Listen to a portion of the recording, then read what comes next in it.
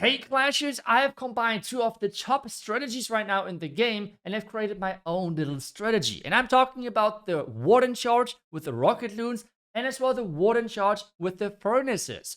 That's right, we have just combined those two strategies to take the bows out of both worlds. And it's just an incredible fun strategy, and on top of that, it is really strong as well. I think we should jump into some attacks and I will show you exactly how this strategy is played and what you should look out for when actually playing it. And before we're diving into the live attacks, we're starting things off with the replay so I can explain to you the basics of this attack strategy.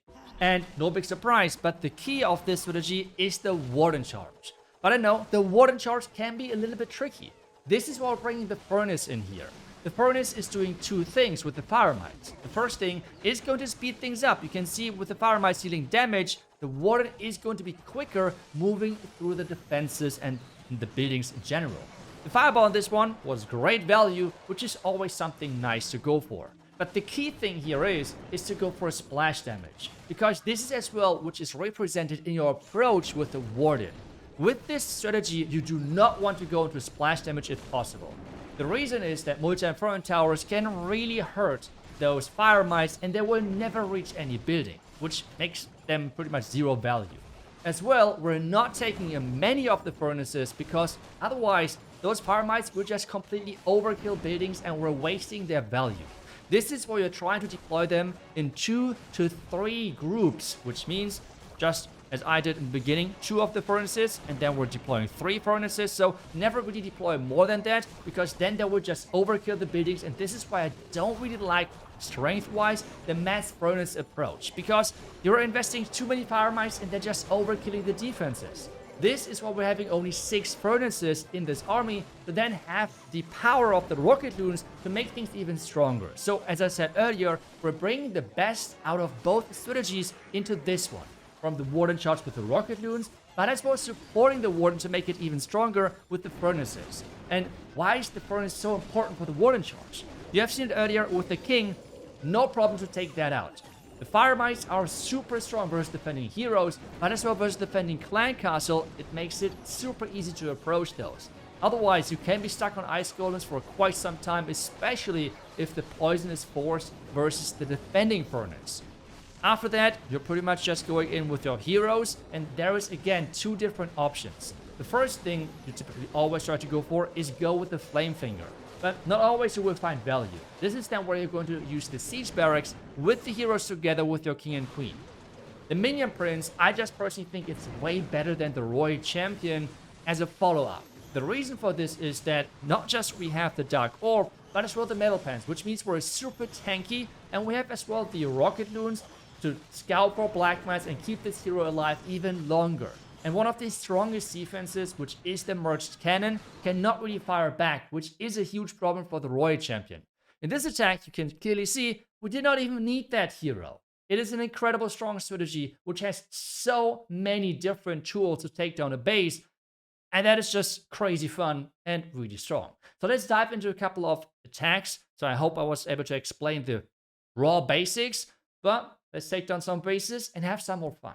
Okay, let's try to avoid the splash if possible. So for us, this would be the multi-inferno towers in the core, and we have 1 multi-inferno tower right in front of the town hall. But what we could possibly do is try to get a fireball onto this rage tower. With that, we would fix the issue of the splash on this side, and otherwise, we have single target, so it's super nice and simple for us, I think, to approach that. As well, I would have liked to take a look at a possible spot for the Flame Flinger, but again, I'm just talking too much, trying to explain everything to you guys, so that is not possible for this one. But hey, we have still multiple attacks to do. So let's get the furnaces in here, out of range of those defenses, but the furnaces are still jumping in. This is exactly what I mean with you're trying to go into single target defenses, because they are typically not able to take down those things quick enough, so you are always getting this jump connection, and then they can stack up with their damage. Let's use this. I think we have to rage this as well. There's a lot of damage. Let's just rage it early on, so we're saving a couple of those invis spells, making sure everything looks fine. And as I said earlier as well, do not overcommit with those furnaces. 2 to 3 of them in the beginning are completely fine. You don't have to go crazy with this one. So far, so good. Let's take down this. The skeleton trap is perfect because it keeps us in place. Now like this. Fireball. And we are getting all of the splash out there like a charm. Perfect for us. Now I'm using 2 rocket loons when we take down the expo as well. And then we can redeploy more furnaces on this side. 1 test loon to keep the healers hopefully safe. Red mines are covered with the boogers, but everything else is not. So let's just use the freeze here to keep the warden alive. We might have to invest in another invis, but I think we might be fine already like this, because 1 cannon is not going to be enough to take them out. And now let's get ready with our heroes.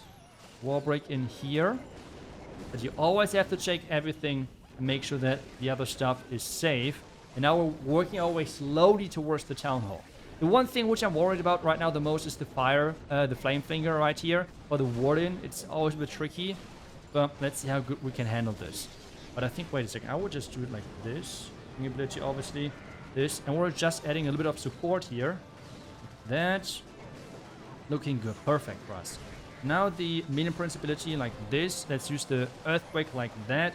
Queen ability in here as well. We're going to use the rage on this part of the base. The warden is completely fine. Again, the super dragon did not do much whatsoever because we had the furnaces in there and everything. Let's just use the invis on this. Yep, there we go. We have still 30 something seconds. Turn this invisible. Oh, we have still so many rocket loons. Let's just use them. We have still so many rocket loons. I would just use them over there. I don't know. This strategy is just so much fun. It's really trying to take the best out of the warden charge with the rocket loons, and as well the warden charge with the furnaces, because the warden charge is safer. You have the protection of the furnaces. It's faster. Well, you still have the rocket loon like powerhouse, because like the rocket loons are insanely strong, and it's just the best things combined. But let's do more attacks, and we are in again. This time around, a core town hall. But let's try to take some more time to actually see if we figure out a spot where we could use the flame flinger. This left side looks really good for a flame flinger, I think. That looks quite awesome. Yeah, I think we should go for that side. So we could go from the flank, which would be the top side. We could try to get the fireball into the clan cast, but I feel like with this strategy, the clan cast is less big of a factor because, well, you have the furnaces, so that should be no issue. I will not deploy them in the beginning because the multi-inferno tower would wreck them. So let's now use the flame finger. Let's scout again if there's any traps. There are not. That's good news for us. Let's just deploy it like this. We can use 1 rocket loon to see if there's any possible black mines. It seems like nope. Now we're using the 2 furnaces right behind. Use the poison here. We can. Do we have to use something? I would just use the safety invis, because the only thing on how you can really fail this strategy is if you lose the super dragon, and I really don't want. If you're losing the warden, I'm sorry. So I really don't want to have this to happen. Can we get a fireball? I mean, we pretty much lured the entire clan castle, right? I wish to get the fireball in here. It's helping versus the heroes, I guess, a little bit, so that's fine. Oh, 1 more earthquake here. Invis. Can re-add 2 of the furnaces because we have a lot of the damage in the beginning. That's fine. Let's turn this invisible again, so we're keeping everything safe. The defending heroes are going down. That's amazing. The flame finger is doing great work as well. And even if you're committing a lot of spells in the beginning, don't worry. It's really completely fine. And we have the Tesla farm over here as well. Okay. Stressful. We got this. We have as well the town hall now, about to go for our warden, so that's something we have to consider. I would just now start this bottom side with my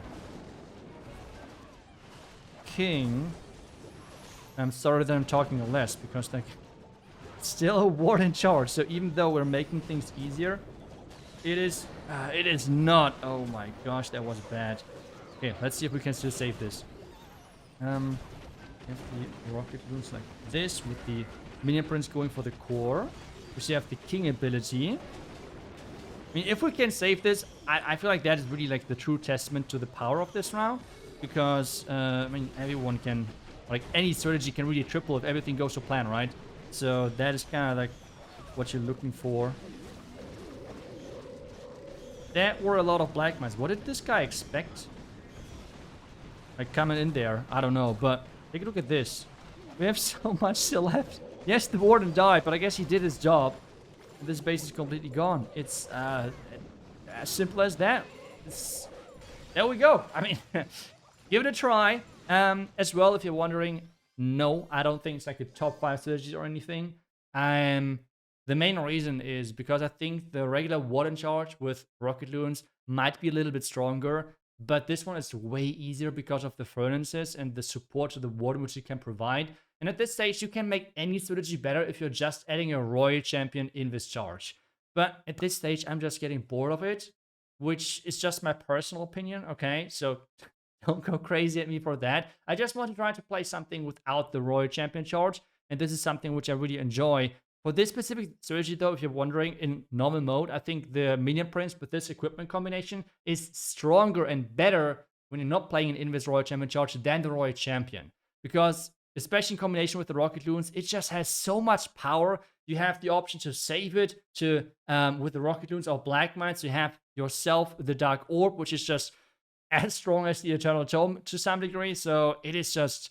it's a lot of fun. It's crazy strong. And if you can execute it, you're going to go perfect every single Legend Day anyway. So, link is as always down below in the description of the video. Let me know how you feel about this strategy and if you would do any changes. And I will see you guys back tomorrow with the next Clash video. Until then, see ya and bye-bye.